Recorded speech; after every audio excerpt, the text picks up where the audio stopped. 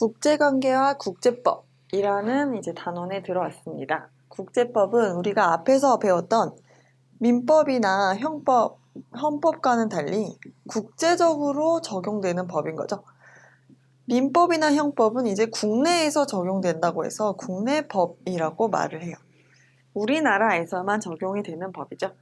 그런데 이 국제법이라는 거는 우리나라뿐만이 아니라 미국, 영국, 일본, 중국, 독일 이런 다른 나라에서도 다 널리 적용되는 법을 바로 국제법이라고 해요. 그래서 이 국제법을 이해하려면 먼저 국제사회라는 걸 이해를 해야 되는데요. 국제사회, 여러 나라와 나라가 모인 그 사회를 국제사회라고 말하죠. 여러 나라가 교류하고 의존하면서 국제적 공동생활을 같이 해나가요. 이제는 중국에서 만든 물건, 미국에서 만든 물건 우리가 사고 우리나라에서 만든 물건도 다른 나라에 수출해서 팔아요. 이런 무역이 활성화돼 있고 전 지구적으로 이런 분업 체제가 만들어져 있기 때문에 국제관계가 되게 중요해졌죠. 국제사회 특징으로는 독립된 주권을 가진 국가를 기본 단위로 한다. 여러 나라를 이제 동등한 하나의 마치 우리나라로 치면 국민처럼 국제사회의 일원으로 인정을 해주는 거죠. 자국의 이익을 추구하는 걸 우선하고 힘의 논리가 공존한다. 일단 기본적으로 다들 내 나라가 잘 되는 걸 원하잖아요. 그래서 자국의 이익을 추구하려는 경향은 당연히 있는 거고 규범과 힘의 논리, 어느 정도 우리가 규칙은 세워놨지만 그래도 강대국이 있고 약소국이 있죠. 이런 현실적인 힘의 차이는 존재하고 있어요. 국가 이외의 다양한 국제기구, 유엔이라던가 이런 우리가 국제기구도 다 만들어놨죠. 비정부기구, 다국적 기업들도 국제 질서 유지에 기여하고 있다. 이런 초국가적 행위체라고 하죠. 이제 나라를 뛰어넘은 여러 국제적으로 활동하는 사람들이 있다는 얘기예요. 이건 밑에 가면서 더 자세히 알아보기로 할게요. 중요하게 나오는 개념인데 국제사회를 바라보는 두 가지 관점이 있어요. 현실주의적 관점과 자유주의적 관점이죠. 이게 시험에 잘 나오기 때문에 이름을 일단 알아야 되고요.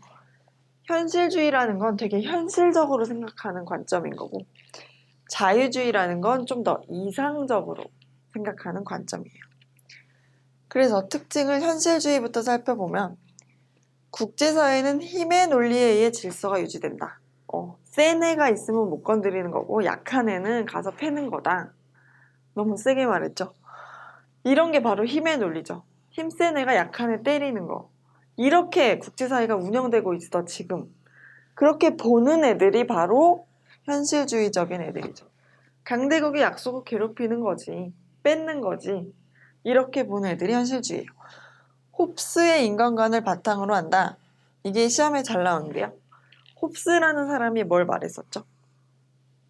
무정부 상태에서는 만인의 만인에 대한 투쟁 상태라는 말을 했죠.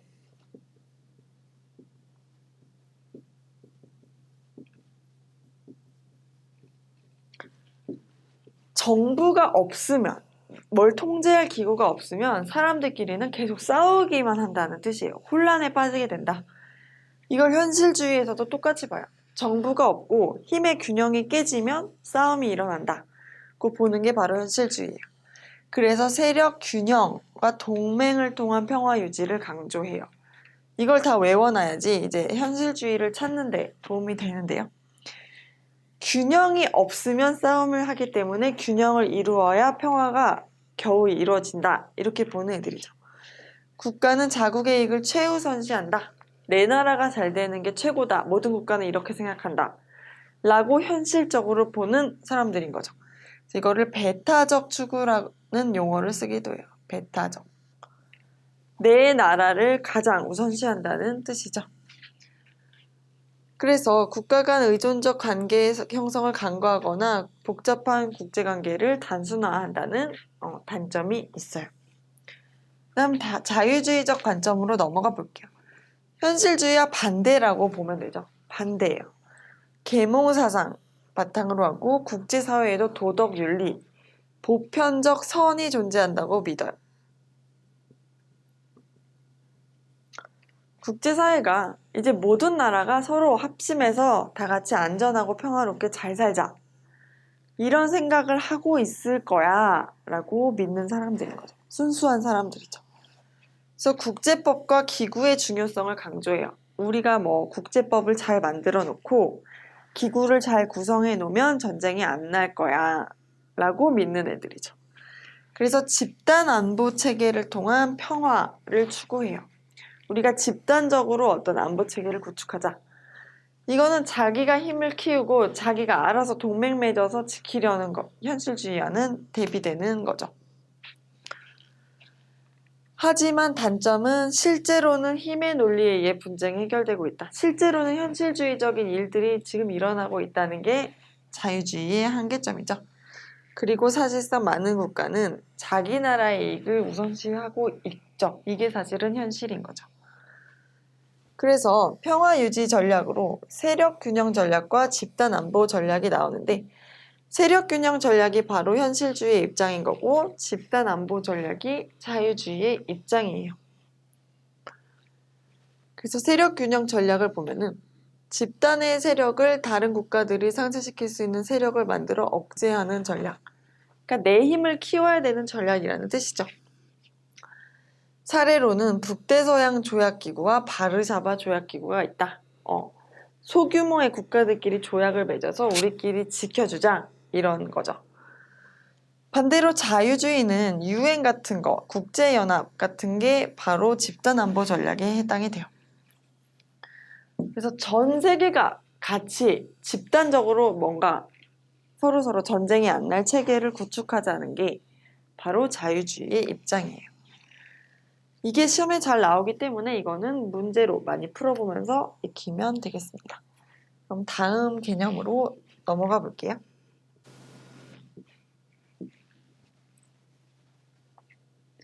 국제사회 변천 과정, 어떻게 변화해 왔나? 라는 건데요. 이것도 문제에 잘 나오기 때문에 이 부분을 쭉 잘 읽어보고 넘어가시면 되겠어요. 먼저 베스트팔렌 조약이라는 게 나오는데 베스트팔렌은 독일에 있는 지명인데 여기에 이제 최초의 근대적 의미의 조약이 체결된 곳이라는 의미가 있어요. 군주가 교황보다 우위에 서게 되면서 민족국가의 개념이 등장했다. 이때부터 비로소 유럽에 나오는 여러 가지 국가들이 인정을 받고 나라와 나라 사이에 약속 이런 개념이 생겨나게 됐다는 뜻이죠. 이게 심화되니까 제국주의란 게 도래했죠. 우리나라가 이제 잘 돼야 된다. 그래서 막 다른 나라 침략하고 땅 뺏기, 식민지 이런 걸 하는 거죠. 유럽 열강의 제국주의 정책에 따른 식민지 건설과 1차 대전, 이제 전 세계적으로 전쟁 규모가 커지게 됐어요. 그래서 1차 세계대전을 겪은 이후에 국제연맹이라는 걸 만들었어요. 우리 이렇게 전쟁하다가는 다 죽겠다. 연맹 맺어서 어떻게 전쟁 좀 안 해보자. 라고 했는데 강대국에서는 참여 안 했어요. 나 이거 연맹 가입 안 하고 나는 계속 식민지 만들고 열심히 우리나라의 이익을 추구할 거야. 이렇게 됐는데 그래서 전체주의가 등장해서 독일, 일본, 이탈리아 등 이런 나라들이 군사력 키워가지고 이제 남의 나라 땅 뺏기 하러 다녔죠. 그래서 세력이 확대되다가 2차 세계대전이 나오고 나서 이제 전 세계가 전쟁에 참여하다 보니까 사람도 많이 죽고 나라들이 반성의 목소리를 이제 내기 시작한 거죠. 이렇게 정말 싸우기만 하다간 다 죽고 끝나겠다. 그만 싸우자. 해서 두 번째로 만든 게 바로 국제연합이에요. 우리가 UN이라고 알고 있는 곳이죠. 강대국들이 이제 참여를 했어요. 우리 이제 전쟁 좀 그만하자. 강대국이 참여해서 평화 유지를 위한 이제 실질적 활동이 가능해지게 됐어요. 근데 그 이후에는 냉전이라는 게 또 생겨나게 됐죠. 2차 세계대전이 끝난 후에 이제 이념 대립이 심각해졌어요. 나라가 이제 전 세계가 소비에트 연방이라고 하는 소련과 이제 미국 중심으로 공산주의와 자유주의가 서로 이제 대립하게 됐죠. 자유주의에서는 우리는 시장 경제에 맡겨서 다 경쟁을 통해서 경제를 발전시킬 거야. 이런 입장이고 공산주의는 그렇게 하면 잘 살고 못 사는 사람이 생겨. 그러면 안 돼. 다 같이 뭔가 평등하게 똑같이 국가가 다 산업 통제해가지고 그렇게 해야 된다. 자유 경쟁을 없애야 된다. 이런 게 공산주의였죠. 그래서 이제 둘이 또 신나게 싸우는 게 냉전이에요. 근데 냉전을 이제 또 하다 보니까 사람들이 지치게 됐죠. 아, 우리 또 언제까지 이렇게 또 싸워야 되냐? 그만 싸우자. 하는 게 바로 다극 체제가 등장하고 탈냉전이 됐어요. 이제 냉전 그만하자는 거죠. 그만하자고 하고 신국제 질서가 돌입했죠. 이념 대립이 이제 그만하고 이제 국제적으로 좀 더 안정적으로 자유주의를 기반으로 한 다극 체계가 이제는 오게 됐어요. 그게 가치관이 여러 개가 생겨나게 됐다는 거죠. 그래서 이와 대비되는 냉전을 양극 체제라고 해요. 그래서 냉전에 대해서 좀 더 알아보면요.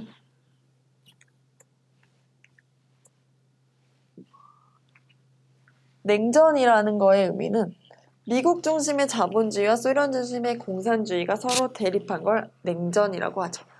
그래서 이데올로기라고 하는 사상이라는 걸 뜻하죠. 서로 가치관이 이제 달라진 거예요. 냉전 체제는 2차 대전 이후 소련의 팽창 정책과 미국의 대소봉쇄 정책 간의 대립을 통해서 이제 전개가 됐고, 붕괴된 건 제3세계 비동맹 국가들의 지위가 상승하다가 공산주의 국가가 이제 내부 분열되게 됐어요. 우리 이거 해봤더니 다른 나라보다 못 사는 것 같아. 우리 이제 이거 그만할까? 무슨 소리냐? 이걸 계속 해야 된다. 이게 내부적으로도 싸우고, 닉슨 독트린이라는 게 또 나오고, 이 닉슨 독트린은 우리나라는 이제 다른 나라에 간섭 안 할 거다. 우리나라는 그냥 우리나라만 신경 쓸랜다. 뭐 이런 거죠. 이렇게 되면서 이제 점점 냉전이 와해되고 점점 옅어지게 됐어요. 이제 끝나가고 있다는 얘기죠.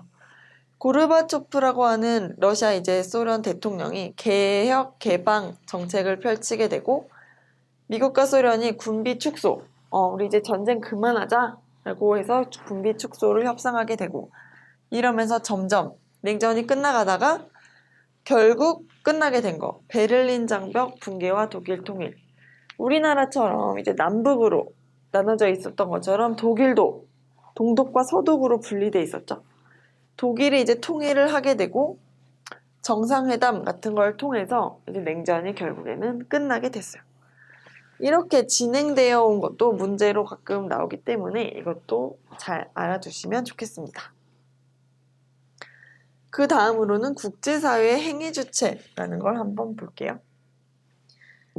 행위주체를 보게 되면은 먼저 국가가 있죠. 국가는 나라, 우리나라, 일본, 중국 같은 나라를 국가라고 하죠. 일정한 영토와 국민이 있고 주권을 가진 독립적 행위 주체다. 국제사회를 구성하는 기본적이고 중요한 주체다. 이거는 암기를 해놓으시면 되겠죠. 이게 바로 국가의 정의예요. 그 다음으로는 초국가적 행위체가 있는데, 국경을 넘어 영향력을 행사하는 행위 주체로 국제기구, UN 같은 게 있죠. 아까 국제연합 같은. 그다음에 다국적 기업. 여러 나라에서 물건 파는 기업을 다국적 기업이라고 하죠. 코카콜라나 우리나라 삼성 같은 게 바로 다국적 기업이죠. 비정부 국제기구 같은 것도 초국가적 행위체에 해당이 돼요. 또 국가 내부적 행위체로 국제적으로 영향력을 행사하는 지자체, 소수인족, 민족 등도 있어요. 또 영향력 있는 개인, 강대국의 원수, 미국 대통령 이런 사람이 또 국제적으로 영향을 미치게 되죠. 그래서 이 주요 비정부 국제기구를 한번 보면요. 환경보호단체로는 그린피스가 있고, 국제 엠네스티가 국가 권력에 의해 처벌당하는 정치범을 구제하는 기구로 존재하죠. 또 국경 없는 의사회가 활동하면서 이제 분쟁 지역에서 사람을 치료해 준다던가 하는 등으로 활동을 하고 있어요. 국제법의 법원과 특징이라는 테마인데요. 이게 아주 문제 많이 나오기 때문에 잘 알아두셔야 돼요. 법원이라는 거는 국제법이 형성되는 여러 가지 원천이라는 뜻이죠. 어떤 종류가 있냐는 거예요. 국제법의 종류에는 이제 조약과 관습법, 크게 법의 일반 원칙 이 세 가지가 있어요.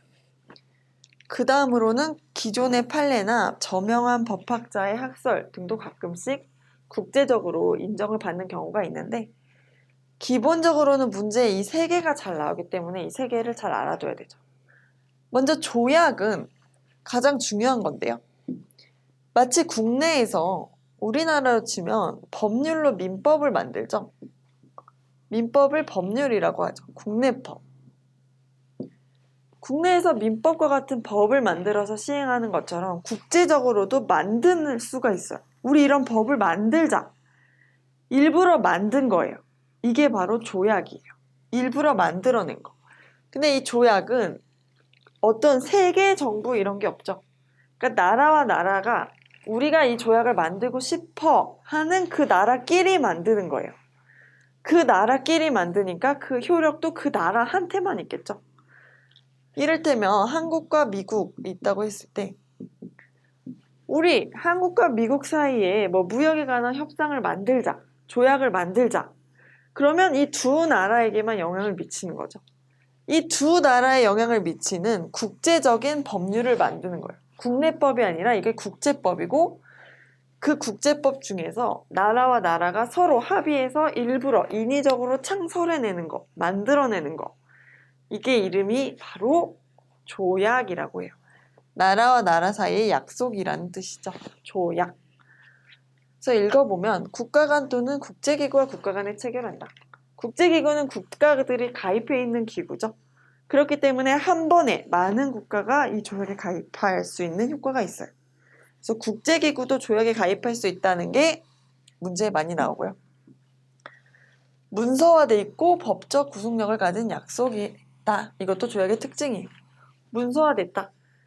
나라가 어떤 조약을 체결했는지 알아야 되잖아요. 그러니까 그 종이에 글자로 써야 된다는 뜻이에요. 이걸 성문화라고도 하죠. 우리가 그런 조약을 체결했어요. 이렇게 말만 하는 게 아니라 실제 종이에 글자로 써서 가지고 있어야 된다는 뜻이에요. 우리나라의 경우 조약 체결권은 대통령에게 있다. 이것도 시험에 잘 나와요. 대통령인지 국회인지 구별해야 되고 체결뿐만이 아니라 비준 권한까지 대통령에게 있죠. 그래서 중요한 조약에 대해서는 이 체결 비준에 대한 동의권이 국회에게 있어요. 이 두 가지를 이제 구별해서 알아놓으셔야 시험을 잘 풀 수가 있죠. 그 다음 세 번째, 국회의 동의를 얻은 그 조약은 국내법과 같은 효력을 가진다. 조약이 이제 우리나라가 체결을 해서 우리나라 국민에게도 영향을 미치게 됐을 때 이 조약의 지위는 헌법 밑에 법률과 같은 지위를 가진다는 뜻이에요. 모든 법률은 헌법 밑에 있죠. 그래서 조약이 체결됐다고 하더라도 조약은 법률과 같은 지위지 조약이 헌법과 같은 지위로 들어올 수는 없어요. 이거는 국제관습법이나 법의 일반 원칙도 동일해요. 국내 법률과 같은 지위를 가져요. 그 다음으로는 관습법을 한번 봐볼게요. 관습법이라는 거는 아까 한국과 미국이 어떤 우리 조약 만들자 해서 인위적으로 만든 게 아니라 계속 어떻게 조약은 안 만든 채로 계속 어떻게 하다 보니까 그게 마치 법처럼 느껴지게 된 상태가 된 걸 관습법이라고 해요. 관습이 법이 된 거죠. 관습이 법이 된 거. 그러니까 조약과는 달리 인위적인 어떤 체결 절차가 필요가 없다는 특징이 있죠. 조약은 아까 우리 이런 조약 만들래? 그래 만들자. 그래서 문서화해야 된다고 했잖아요. 그런데 관습법은 그런 문서화된 절차가 필요가 없는 거죠. 반복적 관행이 법규범으로 승인되어 효력을 가지게 됐다. 계속 국가들이 이렇게 해오다 보니까 이게 당연한 거다라고 믿게 됐다는 뜻이에요. 별도의 체결 절차가 필요 없다. 이게 조약과의 차이점이죠. 모든 국가에 대해 구속력이 발생한다. 조약은 이걸 맺은 당사국만을 구속해요. 그런데 국제관습법은 모든 국가에 대해 포괄적 구속력이 있어요. 그래서 포괄적 구속력은 관습법과 이제 법의 일반 원칙의 공통된 특징이에요. 조약에는 포괄적 구속력이 없죠. 관습법의 사례를 보면 외교관의 면책 특권과 포로에 대한 인도적 대응 이런 게 바로 관습법에 해당이 돼요. 외교관이라는 건 기본적으로 우리나라라고 치면 우리나라가 뭐 미국, 아프리카, 중국, 일본 이런 데 가서 살면서 외교적 대응을 하는 거죠. 자국을 떠나서 타국에 들어가 있기 때문에 항상 좀 무서울 수가 있잖아요. 그래서 우리 외교관들은 그 나라의 뭐 경찰이나 어디에서 체포되지 않도록 하자, 형사재판을 받지 않도록 하자, 이런 게 바로 면책특권이에요. 그래서 이런 게 국제관습법에 해당한다고 보시면 되고, 시험에 또 잘 나오는 게 국내문서 불간섭, 국내문제 불간섭, 이것도 관습법에 해당이 돼요. 그 나라에 있었던 일은 그 나라에서 해결하자라고 하는 게 국내문제 불간섭이죠. 그래서 문제에 국내문제 불간섭이 나왔다 이러면 이게 세 개 중에서 어느 거에 해당하냐를 알 수 있어야 돼요. 이건 관습법에 해당하죠. 면책특권도 관습법에 해당해요. 무슨 특약, 뭐 협약, 이런 약이라는 게 나오면 이건 조약에 해당하죠. 이렇게 구별할 줄 알아야 돼요. 그럼 마지막으로 법의 일반 원칙을 볼게요. 그럼 이건 뭐냐? 이건 기본적으로 이 정도는 기본적으로 지켜야 된다는 원칙이에요. 이건 어떤 관행이 법이 된 관습법이랑은 달리 관습법보다도 더 기본적인 원칙이라는 거죠. 문명국들이 공통적으로 승인한 법의 보편 원칙이다.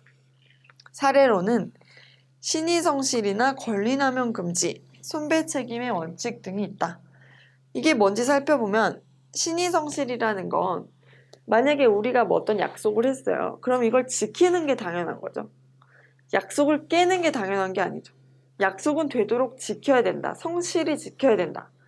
피치 못할 사정이 있을 때만 약속을 못 지킨 거에 대해서 변명이 가능하다. 이렇게 보는 게 바로 법의 일반 원칙이에요. 또 권리남용 금지는 내가 권리가 있다고 해서 이걸 남에게 피해를 준 정도로 막 써서는 안 된다는 거죠. 그게 바로 권리남용 금지예요. 손배는 남한테 내가 피해를 끼치면 물어줘야 된다는 거, 보상해줘야 된다는 거. 이게 바로 손해배상 원칙이죠. 이런 것들이 바로 법의 일반 원칙에 해당이 돼요. 그래서 이런 것들이 국제법으로 불려지면서 이제 국제사회에서 적용이 되고 국제재판소가 있죠.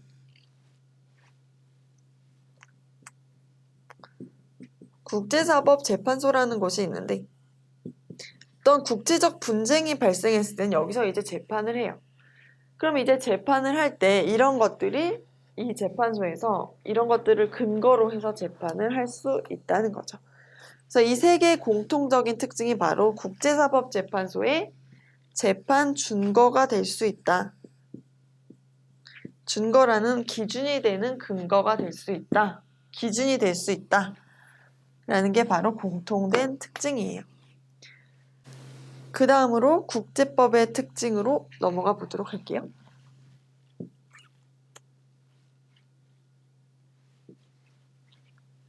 마지막 개념인데요. 국제법을 이제 국내법과 비교하는 문제들이 출제가 돼요. 그래서 국제법과 국내법의 각각의 특징을 알아놔야 되죠. 먼저 제정, 만드는 방법을 볼 때는 당사국 간의 합의에 따라 형성한다. 국제법은 우리나라가 어떤 나라와 우리 이런 조약을 맺자. 이렇게 나라와 나라 사이 약속을 하면 국제법이 발생이 되죠.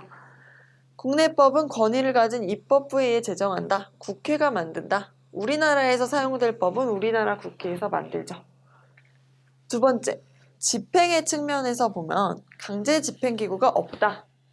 국제적으로는 더 센 나라는 있어도 완전 세서 모든 나라를 통제하는 그런 슈퍼 나라는 없는 거죠. 세계 정부란 게 지금은 마련되어 있지가 않아요. 그래서 국제법을 어겼다고 해도 뭔가 그 절차에 따라서 얘를 제재할 만한 뚜렷한 수단이 지금은 없어요. 그런 특징이 있는 반면에 국내법이라는 건 그 나라 정부가 제대로 된 정부라면은 경찰, 재판, 법원 이런 걸 통해서 법을 지키도록 강제할 수가 있고 법을 안 지키면 제재를 할 수가 있는 수단이 마련돼 있죠. 사람 때리면 당연히 벌금, 경찰 신고돼서 벌금 내거나 감옥 가고 이런 제재 수단이 마련돼 있는 게 바로 국내법의 특징이에요.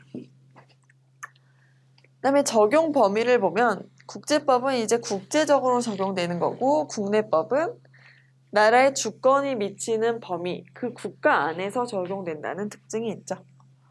구속력의 측면에서 볼 때는 개별 국가의 의사를 무시하고 강제될 수 없다. 구속력이 약하다라는 특징이 있고 이건 아까 집행이랑 연결되는 거죠. 국내법은 구속력이 강하다. 그 정부가 제대로 돼 있다면은 법을 안 지키면 난리가 나게 되죠. 그걸 바로 구속력이 강하다라는 표현을 써요. 그래서 국제법의 한계가 바로 이 구속력이 약하다는 거죠. 국가를 초월한 기관이 없어서 전반적인 일반적 법 제정이 어렵고 강대국이 어쨌거나 자기들의 이익을 추구하다 보니까 불평등하게 되는 경우도 많다. 또 강제적인 법 집행 기구나 수단이 없어서 위반국에 대한 제재가 약하다라는 등등의 특징이 있습니다. 그래서 이 특징도 문제에 나오기 때문에 이제 같이 문제를 풀면서 살펴보도록 하겠습니다.